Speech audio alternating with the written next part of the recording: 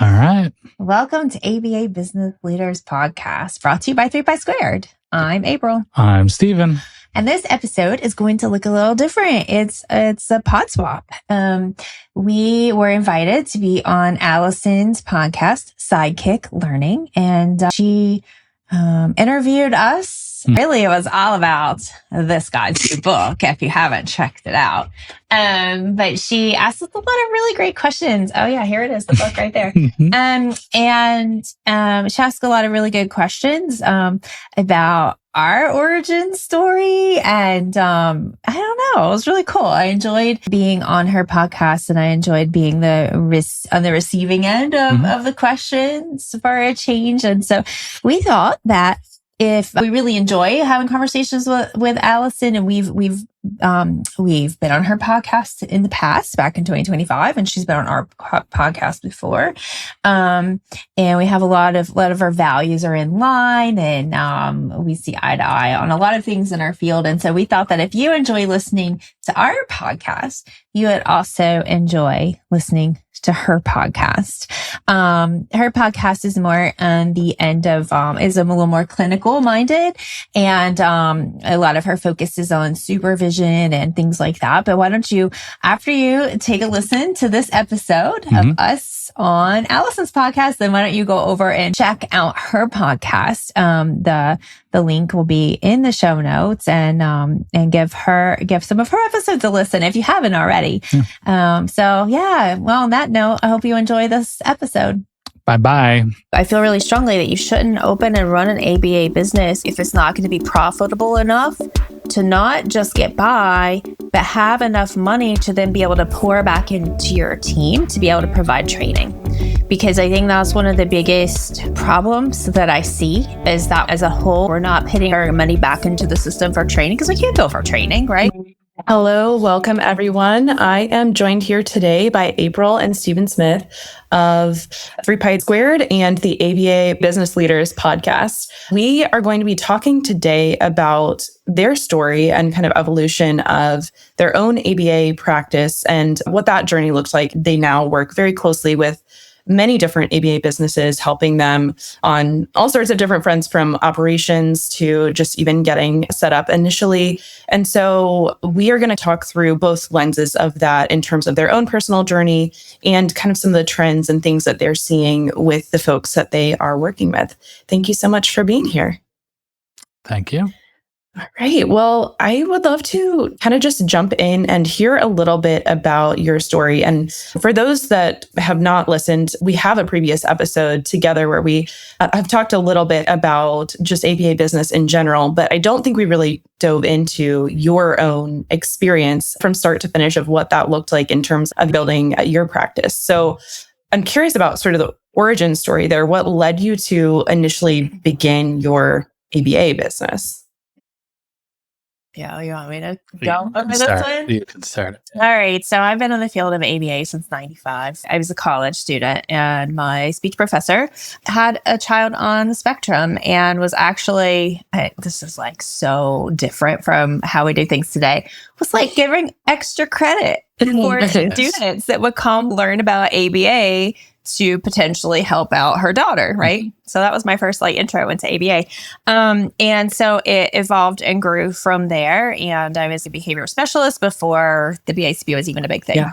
And currently, I'm a BCBA. And we had moved to Northern Virginia from South Carolina, and I interviewed at multiple ABA practices around the Northern Virginia area. And if anyone knows anything about Northern Virginia, it is nothing but a traffic gridlock all around the DC area. Mm-hmm. And so I interviewed in Maryland and DC and Virginia, and I finally got a job, and I was driving more than I was seeing clients, and I wasn't really happy. I was really disappointed. I was expecting such an urban area to be so far ahead in ABA, and was expecting so much, and found out that it really wasn't what I was hoping for. Mm-hmm. So Steven and I were on a walk around our neighborhood, and I was talking about all my frustrations. And in the background, I had always had a dream to start my own ABA clinic of some sort, right? I didn't know what that was going to look like. And he said, well, let's do it. Let's start our own. And I'm like, You're so funny. But in true fashion for Steven, I'm like the dreamer, but not necessarily the action taker. I have to research and have I'm a planner. Also, I'm a dreamer and a planner. And this guy's like action man, right? And so he's like, let's do it. Let's dive in. And I'm like, we don't know what we're doing. He's like, we'll figure it out. So we figured it out. During the life of our company, the insurance mandates became a thing. Yep. So we learned the whole world of insurance. And the BACB became a thing. So I went back to school just to get my BCABA, thinking I'll get this first and then I'll continue on and go get my BCBA. And I never made it there because all my time was into, building what we had. So we ran that company for 12 years. Yep. And along the way, I'll let you take over for this part of the story, but along the way, as we were growing and deciding and moving and changing and all of the things that you do as you are scaling your business, Steven decided to start 3Pi². Yeah. So I still had my full-time engineering job. And in 2014, because we were all self-pay, and then in 2014, the insurance mandate came in and we were kind of forced into insurance land. And so we knew nothing about it, but they did require a number of policies and procedures and things like that. And that's kind of my wheelhouse. I was doing quality or internal auditing for aerospace and automotive. And so I was like, oh, okay, I can do this. And so I made this quality management system for April and we passed these audits. And then we started hiring BCBAs and I quit my job in, I don't know if it was June, I think. Yeah. And like a week later, we found out April was pregnant. And I was like, what did I just do? Wow. I had like 8 weeks of vacation a year and I had like $5 copays and now we have no insurance. And it's like, what? And so that first year was very stressful. We had set aside like $100,000 as our nest egg. And that was like, once we get to that, I can quit. And we blew through all of that money, right? Like all of it. And we were like panicking about what we were going to do. And I was doing the insurance billing horribly, right? Like I remember the first claims I submitted on the CMS form, it has like a start and an end date on one line. So I was like, oh, well, I can put all of the tech codes on one line for the entire month and then just submit it. Hey, piece of cake. No, you can't do that. So, it was just learning by trial and getting a little bit of help on Facebook. And it was just chaos and madness for the first 6 months to a year, right? Along with having a brand new child. I can remember April was upstairs with our child and Kaiser was doing an in-network audit in our in-home office. It was quite insane that first couple of years. We often wondered, what did we get ourselves into? Yeah. It was pretty terrible. And like I would be waking up and at 2 and 3 in the morning in a panic. Did Aetna pay? Right? Did we get that authorization in? Right? Like it was just it was really. And I would wake April up and say, hey, Did you get that email? Like, what are you gonna do about this? Right? And she's like half asleep. Like, is this a dream or is this real? Right? And yeah, it was very stressful for us. I did not make it better. So yeah, that's kind of how it started. And we turned this into a successful operation, right? We opened up a clinic. It was 4,000 square feet. I think we had 50 to 60 employees, within 3 years. I was getting ready to open up clinic number 2. I'd already picked the clinical director for it. And April was like, what are you doing? Right? Like, I never wanted to get as big as we are. This is way too big for me. And so I then focused my energy on 3Pi². And that's my first customer was in Georgia and she still comes on our podcast regularly. And yeah, that's how I got started. She needed some policies to pass an Optum audit. And I was like, we did that. And that's how I got started. And now we work with 1,600 ABA practices all over the country, which is insane to me, right? And yes, we help them do things the way that we wish. We help provide for them what we wish we had, because a part of why I didn't want to grow is because I was a micromanager. I didn't know that at the time, but looking back, like I didn't know how to grow because I needed to be able to have my hand in everything. And my excuse was I need to know all my clients. It's important to know all my clients. Well, years later, looking back, I realized I just was micromanaging and I didn't know how to do it any other way. Right. And so that's a lot of what we do is help to know how to delegate, how to put your policies and procedures in place so that you can scale and you can step back. But yeah, so that's how we got going. Yeah. Yeah. There's so many threads I want to pick up on from there. So let's start with one thing that kind of stood out to me, obviously, is you had this kind of idea or vision of having this ABA business before you actually got into it. And then it sounds like you started your business at such a time that there were just a lot of evolution and change in the field in terms of the insurance mandate, in terms of the BCBA. So you're navigating all of that, and that's new for other people as well. Mm-hmm. How did your expectations of what you thought the business would look like, or what your initial vision for the business, how did that square with what that reality actually looked like once you were in it and doing it and building? I mean, I think that's part of the problem. We didn't really have a vision. And, that's something that we try to coach our customers on now is you need a vision. What do you want this to look like and feel like when you open the door? What do you want to hear? What do you want to see? Because I don't think we had any of that. I think our relationship was solid enough and we kind of had aligning goals that we made it work, right? But not intentionally. No. It was just, it kind of fell in place, right? We were very lucky in that. So when you're in the middle of that storm and you're hiring people and, you're having to fire people and it's what in the world am I doing here? And so it took a couple of years for us to even acknowledge that we didn't have a solid vision. We didn't know what we really wanted out of this, right? I often tell the story. We both agreed to build a small ABA practice. My idea of a small ABA practice was 10 clinics. April's idea of a small ABA practice was 10 employees. Very different. But we were both, let's build a small ABA practice. And so I think that, especially when we're working with partners or couples that are wanting to build something, it's really important that they're on the same page because, again, there were some really hard times, right, where we were having issues at home and issues at work. And is there even such a thing as issues that are just stay at work when you're married and you have an in-home agency? Not really, right? Especially when your husband is waking up at 3 a.m. asking about Aetna authorizations. So, that was something that we try to coach people through, right? This is going to be difficult and it's going to be messy. So we want a clear understanding of what you want because we didn't have that when we started. And it probably wasn't until year 4 where we actually sat down and said, oh, what is it we're building here? And how do we want it to be? Yeah, I think my expectation was, because my focus has always been early intervention, right? My sweet spot's that birth to 8, right?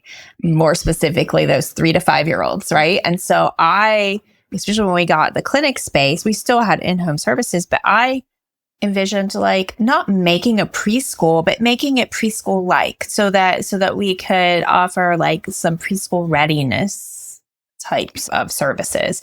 It was important to me to really pour into early intervention. And I know that's where a lot of ABA services are in early intervention. I know there's a lot outside of that too, but that's the main focus. But still, that's where I wanted to be. And that was what was important to me. Felt really strongly about early intervention.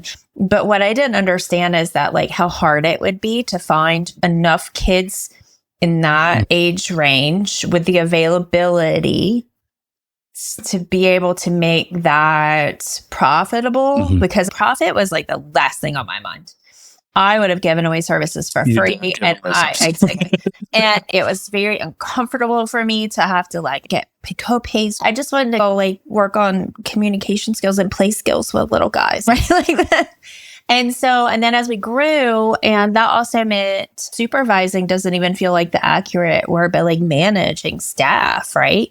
That was beyond my expectations. I wasn't even on my radar of what that would look like. I just assumed that you just tell people what to do, or not even tell people what to do. They would just know what to do. And then you all work together. So I obviously had a very rosy Pollyanna, little version in my head. And it obviously did not match the real life. Yeah. Well, and, I hear a lot too, the similar motivations to yours. Like you look around at the ABA companies that are in the area and, whether it's the amount of driving or other things in the way that they're structured, it's easy to think like, okay, well, here's what I want to build. And I am going to build this thing that's better or different.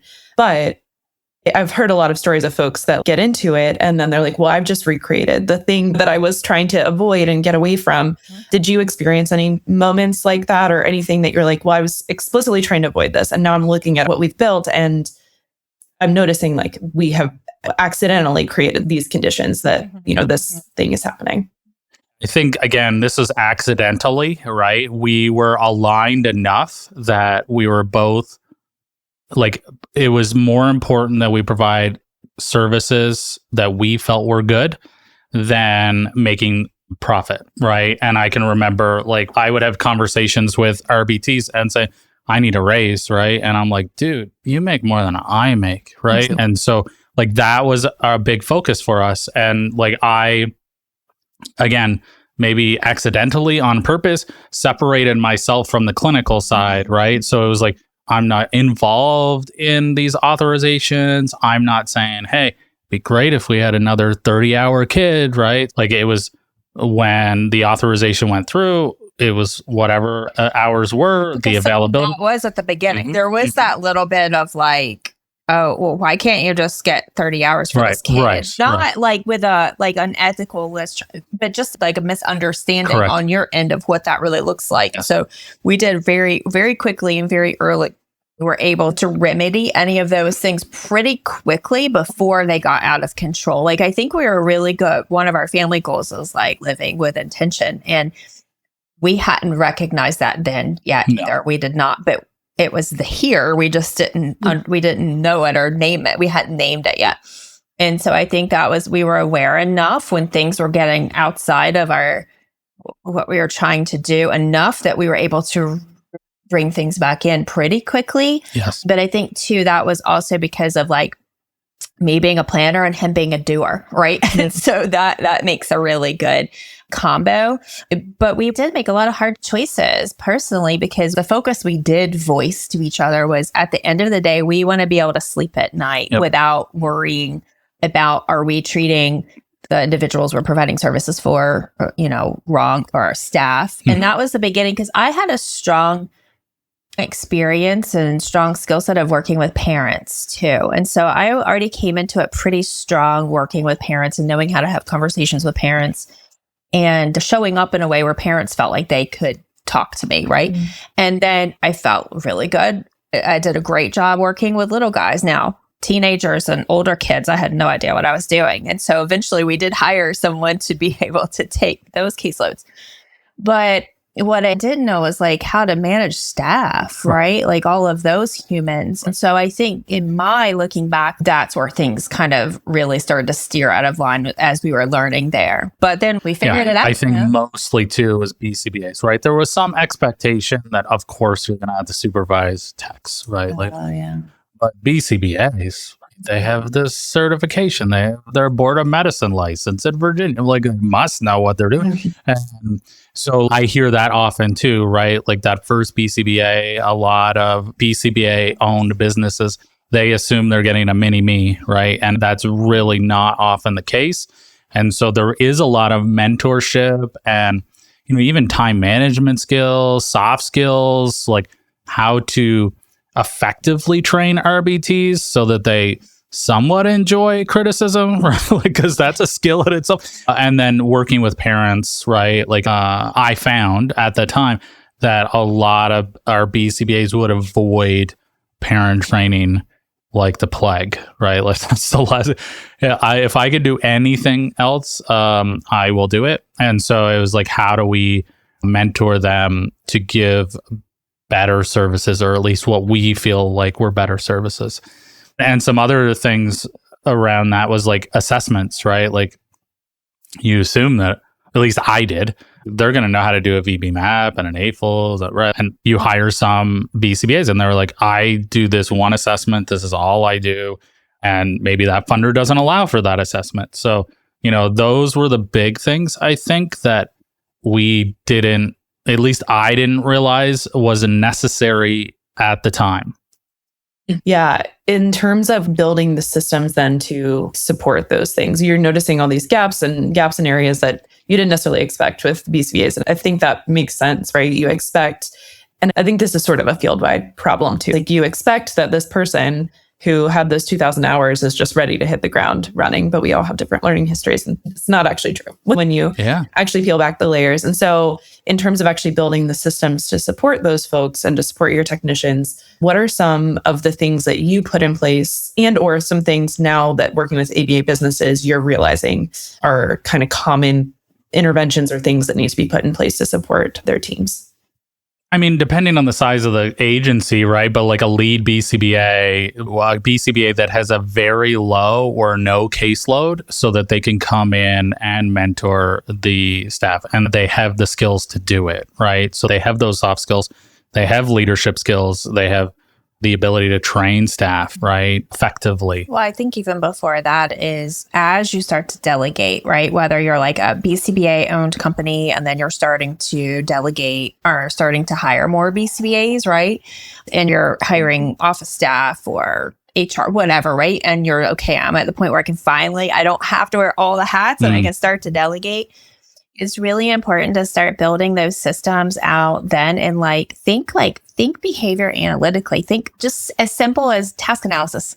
You don't even have to learn business skills. You don't at this point yet, or making your own TAs for things, even if they're just on spreadsheets or live somewhere like a Word document or whatever. And then as you start to delegate those, or, you can pass along those TAs, or you can help them develop TAs for their roles. But I think it's really important early in that process, getting something on paper. It doesn't have to be perfect. It can grow and change and evolve as the position does, but making sure that you have those expectations and clearly, behaviorally, completes all paperwork. Well, what does that even mean, right? Really specifying, think of it like a learner and you're making a behavior plan or an intervention plan for them, and really specifying the ins and outs of exactly what is expected, and then making sure that you're following up and giving feedback along the way so that they know that you're checking in, and not even worrying so much about what those roles are called, but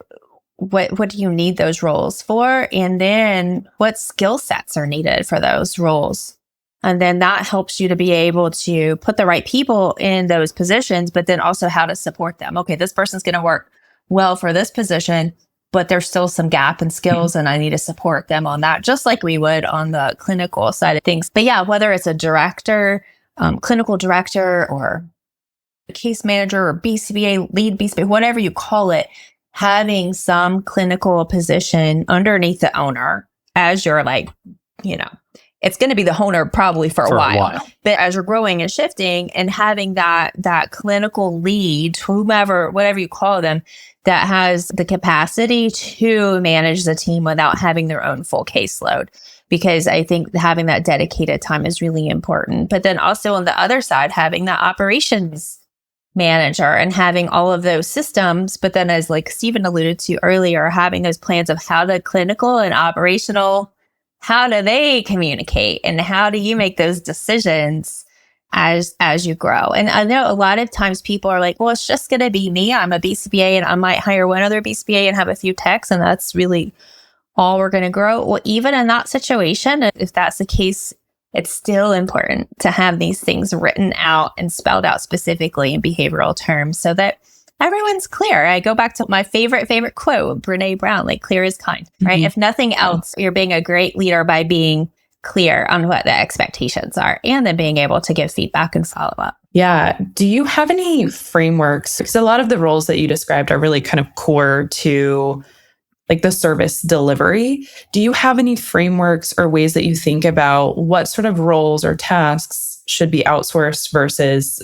should be an in-house hire? I mean, it really depends on the experience of the people that own the company, right? So I'll work with a lot of couples and, whether it's the husband or the wife that's the BCBA, maybe the other person has finance background or, business background. And so how to do this, so we don't have to outsource that.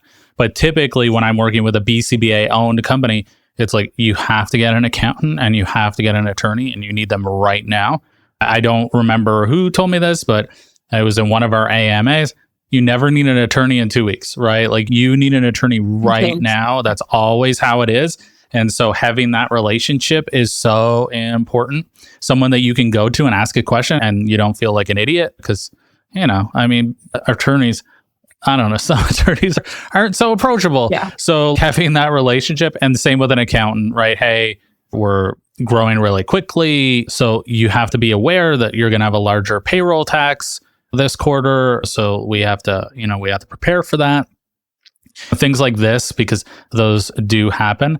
And then after those key roles, then it's like, what do you dislike doing? Right? Like I have some BCBAs that don't like to do intakes. That surprises me.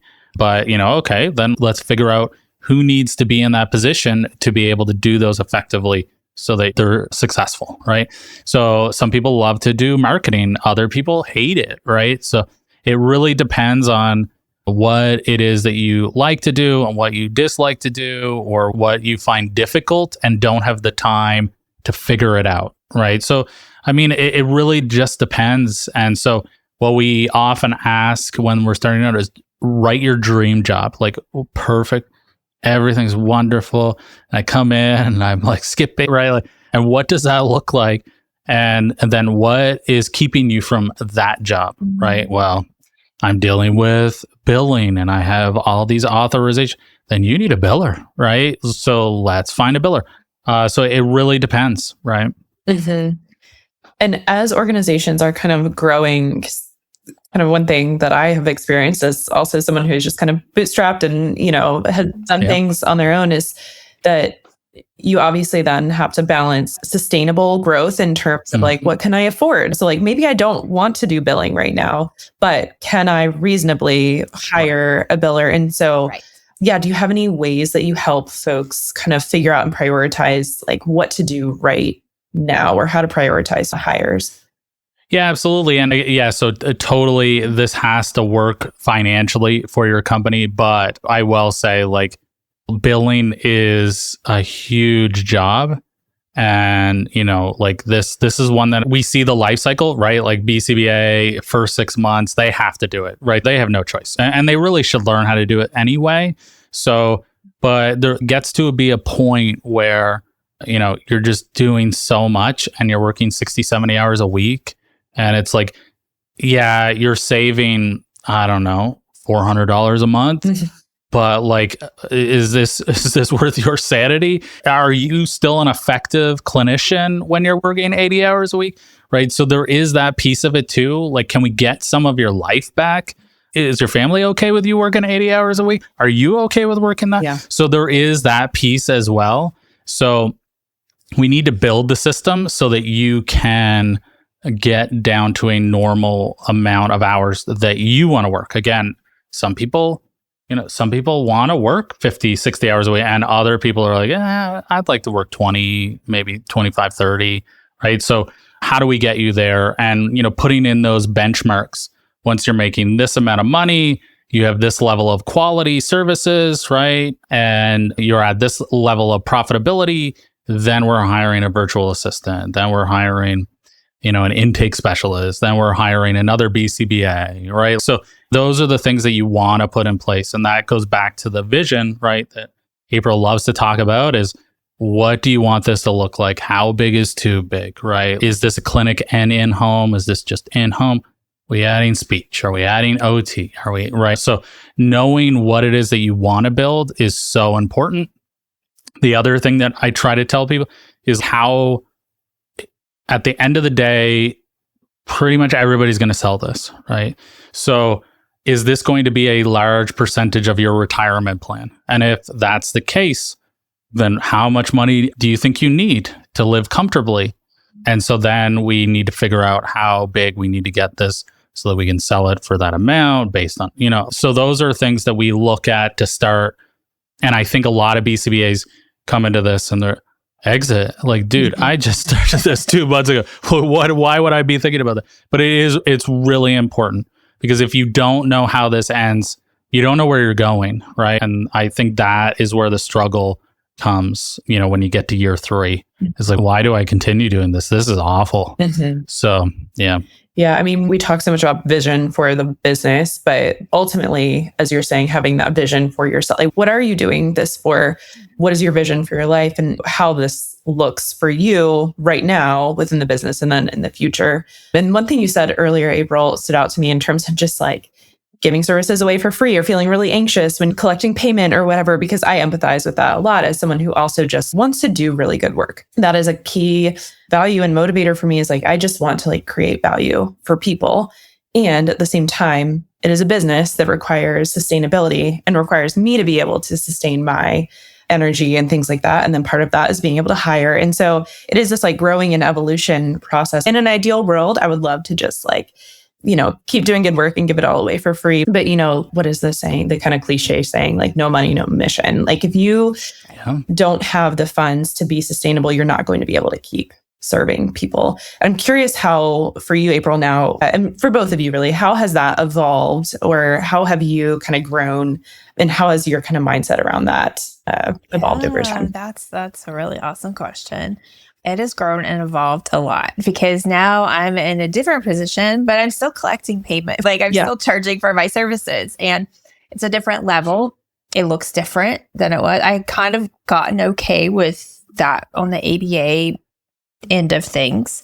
And then it shifted and grew as I'm doing more like consulting and coaching and all of that. But I think what I was able to do, it was a process. It was not overnight. It was over years. And it's still in effect. Like, I'm still learning and growing about this, but was looking at, okay, it's not about me. It's not about my worth so much. Yes, same as you. Like, last night, I was stressed out about a certain project that I'm working on. And I was like, I don't know if I'm doing a good job on this or not. And then, of course, I was like looking, okay, what can I do in the future to figure this out so I can have self-assessment checkpoints here, right? And Steven's like, you're just expecting way too much of yourself. You're doing a great job. Like, you're doing everything. You're doing beyond what I would want you to be doing for the situation. But it didn't matter what he said, right? Like, I was still like, ugh. And so that was a really good reminder of, I did the thing today and it was great and awesome and wonderful. And I came out of it feeling like I really provided value. I really helped this person. And then I'm like, oh, why was I so worried about that? And part of that still too is because there was a price tag. Like, I feel like someone is paying their really hard earned money for my services. I want to show up. And I want to show it beyond. So over the years, have kind of learned and still learning to separate myself from that, is looking at, okay, it's not about me. It's not about my worth, in the sense that I already know where I stand for the most part. I already know that I'm going to bring quality and I'm going to work hard at it, right? So I already kind of have that checked, and I have things to check in to make sure I stay there. But it's like taking myself out of it, taking my person out of it, and looking at like what that money is going to bring for the rest of the system that I'm working in. Like, for ABA businesses, I coach a lot of people for this very thing of like, I feel really strongly that you shouldn't open and run an ABA business if it's not going to be profitable enough to not just get by, but have enough money to then be able to pour back into your team to be able to provide training.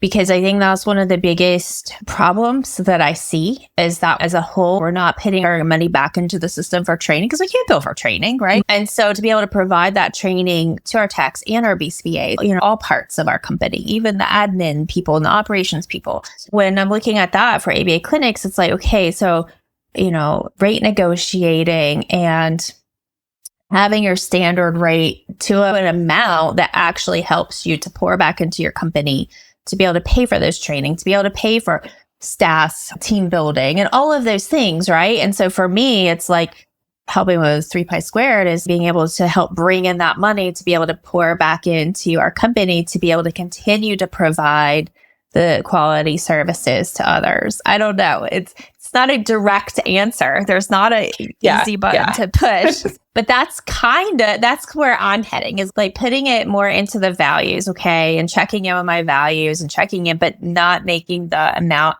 so much about my worth.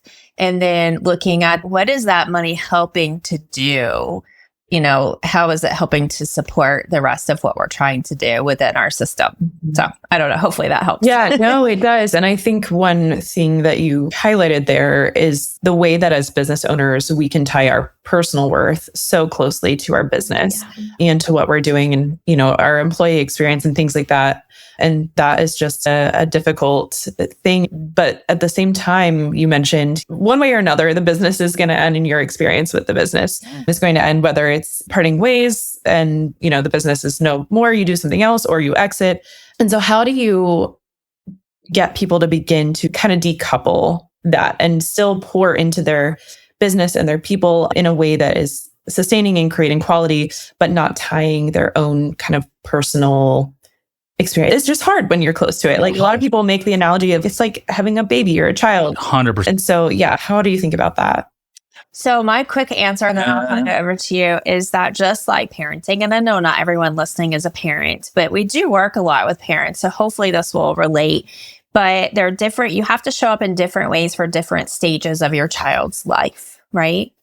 And I'm sorry, but like that first year of newbornness, it is hard. So are the 2 to 4. So are the my kid is 11 now, and I'm like, holy moly, I don't know if I'm going to survive the preteen and teenage years. I don't know what I'm girl too. So I don't I'm feeling the anxiety just like talking about this whole new level of independence, and they're starting to go out into the world without me holding their hand. And so I think it's very similar to what it looks like being a business owner. It's like each season that you go through is still hard, and it's a little different each time. And I know when we closed our company, in some ways that was harder than opening our company.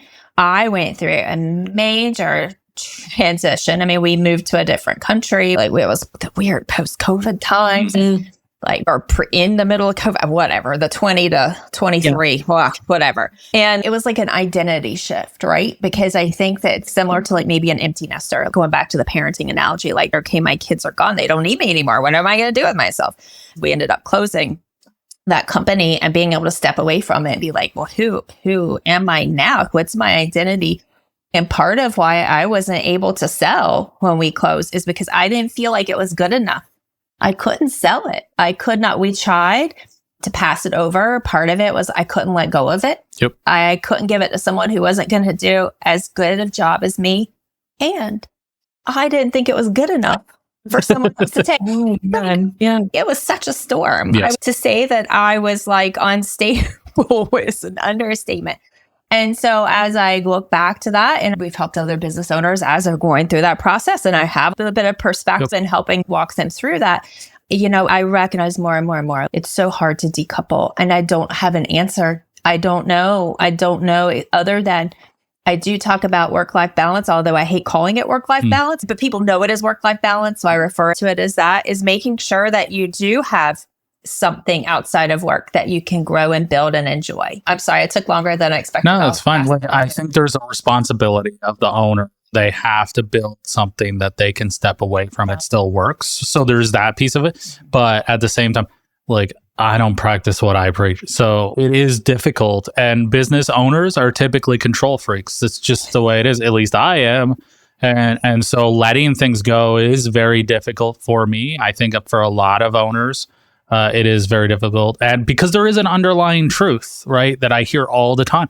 If I don't do it, nobody else is going to do it. Mm-hmm. And to a degree, you're right? You can delegate the task. You can have perfect work instructions. And, it works great for 4 weeks. And then that person quits. And now what do you do, right? Or you just have that drift. Yeah. So there is that underlying truth that you are ultimately responsible for what happens. So that is hard for a lot of people. So I try to give them practical reasons why they should do it. Again, if your goal is to sell this, nobody's going to buy it if you're working 80 hours because they're going to have to hire 2 people to take over your position, right? So there's that piece of it, and I try to tie it back to that. But again, also, owners shouldn't be doing the day-to-day grind in year 4 and year 5. They should be, how do I improve the systems that I already have? How do I improve the quality of life of my staff? How do we provide better services?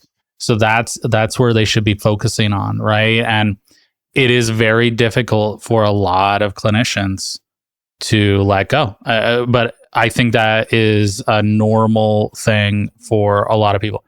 So yeah, it is difficult, and it is maybe some therapy would help, right? I say often, honestly, I think everybody should be in therapy, but especially if you're a business owner, you really need to look into having a therapist or a life coach or someone to be there for you, right? Because it's important to take care of yourself too. And maybe you can even go to them with the goal of, okay, I want to still have my personality or myself outside of my business self or something like that, right? Yeah, I mean, for a lot of owners, this is like an extension of their life, right? Like this is so important. And the kids that they work with are not a customer, they're family, right? Like we have to do right by them. And so letting somebody else do that, that's not going to happen, right? So yeah, there's a lot to it. There's a lot of pieces.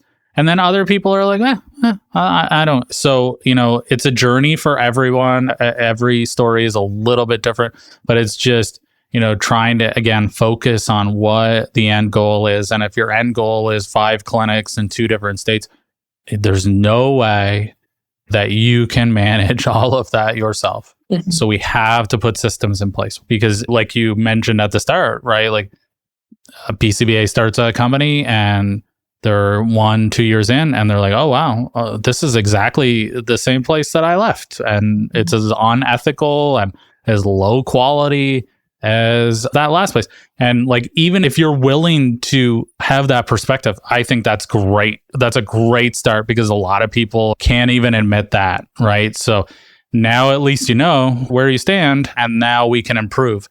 So yeah, it's a lot. And then you get partner relationships involved, right? Mm-hmm. Like I've worked with some companies that have 4 or 5 partners.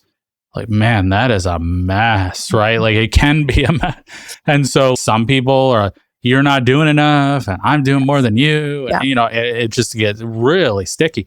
So yeah, get some therapy. Yeah, right? It's a huge exercise in self-reflection and understanding. Similarly, I wanted to ask you about like your experience as like new parents and navigating, not even just new parenthood, but just parenthood in general in the context of business. I have 3 kids. So one is almost 11. The others are 5 and 3. My middle was 2 when I started the business, or maybe 18 months when I started the business. And then I had my youngest in the midst of all of it. And so similarly, like just it's a lot that comes with its own set of growth and reflection and trying to figure out your identity. And then you have the business side of things. And so I would just love to hear anything that you're willing to share about kind of your journey in balancing parenthood with this process, because I know personally it's something that can feel really isolating because they are so intertwined, but then can feel like you're kind of living a dual, like I'm wiping noses and doing school drop off. And then 5 minutes later, because I have no buffer in my schedule, because my time's so limited, I'm hopping on this meeting. And so I would love to hear more about your experience with that. Yeah, the experiences. Whew.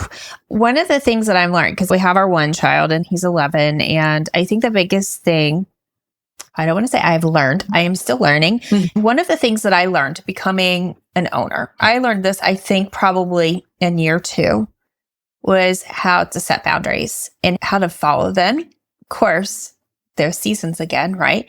But even with my staff, I started setting boundaries as far as like, we weren't on-call crisis intervention service, right? So there's no need to be taking phone calls at 10 a.m. from a flustered parent or staff. 10 p.m. you mean? 10 p.m. 10, what did I say? I think you said 10 a.m. Oh, 10 p.m. At 10 a.m. I'll take it. And so I did. I had my first experience, and I've shared this before, but the BCBA on staff, and she was like texting and calling and texting late at night. And I had communicated the expectation that my office hour, I'm not going to be answering my phone after X amount or something. I can't even remember when that was, but I'd set that because that's important too. You do need to communicate the expectation. And then I stood by it. And the next day she was like, wow, I was really mad at you. She was like, but wow, you did that. Like, I respect that. And then that helped her to be able to set those boundaries with the families that she was providing services for. And then that kind of helped set the tone for our entire clinic. And we quickly shifted from that on-call fire pitting outing after hours kind of, except for Stephen waking up at 3 a.m. in the morning and waking me up about insurance. But that was a whole other story. Yeah, there was no work. Well, I'm picturing that plus like newborn wake ups and like, Oh yeah. It was not pretty. And I think too, one of the things is, so Stephen and I like work on these businesses together. But that also means, and we parent together, but that also means we've had to have some kind of understanding of like, we can't both be all in work or all in parenting at the same time. We've had to figure that out, right? For example, right now, the season we're in, our child gets home by 3:00 every day. And I started taking meetings and working up until about 5:00 every day. And so that 3 to 5, I was multitasking, right? He was getting home from school. He was getting a snack. Sometimes I would have that ready for him. Sometimes he would have homework and he would knock it out really quick, sitting in my office, feeling like he's working too. Other days he was like, heck no, I'm not doing my homework. And then knowing, of course, I mean, I don't know if you guys know anything about behavior, but like he learned really quickly what behaviors were going to get him attention during that 2 hours in the afternoon when I'm trying to juggle it all. I thought I can handle this. I can do this. I just have to tweak. I have to change. I had to recognize, I had to step back and say, I can't multitask these 2 hours after school. I have to be a mom or I have to be a business person, because if not, I'm a bad word. I am a not nice person. Right. And I am no good for anybody. And then I end my day just feeling like crap, just feeling like a really bad person. And there's that worth, right? So I had to say, okay, Stephen, my workday ends at 2:30. I go for like a quick reset walk, and then I'm ready for mom life at 3. Now, of course, like, there are occasions where we have to take a meeting, and occasionally we can work that together. But then I had to tell Stephen, then I had to adjust. Then I was still trying to do the same amount of work, but 10 hours less. So 2 hours a day is 10 hours less a week. Yep. And then I'm like stressing out, and I'm working after he goes to sleep. And I'm like, whoa, how did I get back here? Right. And I'm like, I can't continue to function like this. This is not okay. So then we had a conversation, and I said, okay, I need one day a week that I can like work the entire afternoon into the evening. So it's like Tuesdays, 3:00, his schedule is cleared for work so that he can do all of the afternoon activities and homework and bedtime. And so I have at least one day a week that I know going into the week that that's my day that I can do like a full load of work. And I have a lot of like focus blocks set. So that's just one tiny example. I don't know. I don't know the answer, but I do know there is that you were saying earlier, there's that level of like self-understanding, like checking in with yourself, like, what do I need? And sometimes we feel like, oh, we just work harder. Or if we just do more, we just put more into it, or we just get up an hour earlier every day, then we'll be able to fit it in. But what I'm realizing as I'm like nearing 50, going into the whole like hormonal shifts of life that brings, and going into these preteen teen years with my child, I'm like, I can't do it all. I can't do it all. And so that's okay. So I'm just having to try to make those decisions. And sometimes they're in the moment. And sometimes they're thought out and planned of, okay, this season, this is what this is going to look like. But then I have Stephen to fall back on. So that's part of the beauty of being in business with your spouse. There's a lot of downsides too, we've discussed before. But that is one of the things, is that we can share that load a little bit, and we can adjust. But I don't know. I don't know if that's helpful for anybody, but you do the best you can. And I mean, we're not superhuman heroes. We just aren't.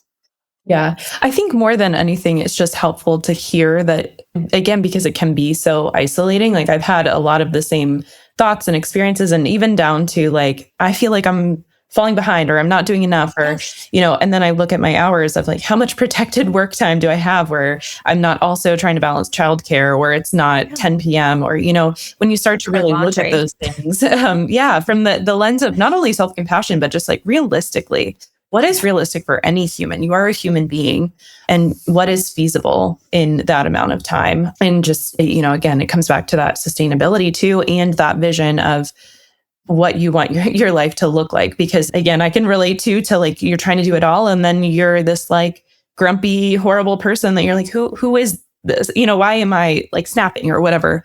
So I can relate to all of that. And I think a lot of people that are balancing all of these things, whether they're a business owner or a leader in some way, or just even, anyone who is balancing parenthood and work. And it's a lot, or any sort of caregiving and caretaking. I know we're at time. I have so many other questions I want to ask you and hear about, but one last thing I wanted to just mention for folks, because we didn't mention it earlier, is that you just launched a book on May 13th, and it's called The ABA Business Leader's Guide: How to Start, Grow, and Sustain an Ethical ABA Practice Without Losing Your Soul. And so I think we've already kind of alluded to a lot of this throughout the conversation, but as just kind of a closing, I'd love to hear what led you to pick that title. Why was it important for you to frame the book in that way? It's, we've already talked about it, but it's like the BCBA that started a practice because they wanted to do something better, right? They wanted to provide a better service for their staff and for their clients. And they get 2 years in and they realize that I am 100% focused on billable hours. I am not training my staff, and now they feel stuck. And there is a better way. We work with businesses all the time that are doing this successfully, and they're providing the services that they feel comfortable. Some of these are parent-owned businesses, right? And they are providing services that they would feel acceptable for their family. And that's what we all want, right? I don't think, I have to think this. I don't believe that any BCBA wakes up in the morning and says, how can I do something unethical? And, so I think most of us are here for the right reasons. And there are so many traps, and the incentive is so backward in this field right now, where you will make more profit if you have less educated, lower trained staff, right? And have a very high turnover. And that, to me, it just makes me sick to my stomach. And so, yeah, I don't want to sell my soul. And when we were considering selling our company, we had the opportunity to sell it to PE, and we both said, no, we can't do that. That just wasn't us. Now, I'm not saying, hey, every PE is bad, right? But for us, that was a deal breaker. And so we would have rather just close and find a great place for our families than sell it to someone that everyone was a number. And that just wasn't for us. So that's kind of where the name came from, right? I think most BCBAs want to be able to sleep at night. At least that's, again, where we are at. So that's kind of where the name came from. So, yeah. Awesome. Well, it was so great having you on. I know we will continue to collaborate and have more conversations about all this. And we'll link where to find your book, your podcast, everything else in the show notes as well for folks. But thank you so much for being here. Well, thank you for having us. Thank you so much for listening to In the Field, the ABA podcast. Don't forget to visit our website at www.sidekicklearning.net for more resources, our comprehensive fieldwork supervision curriculum, and continuing education opportunities. If you enjoyed today's episode, please consider subscribing to our podcast and sharing it with your colleagues and friends in the ABA community. Your support helps us to reach and empower more professionals in our field. Join me next week to continue to explore innovative practices and foster quality supervision in ABA.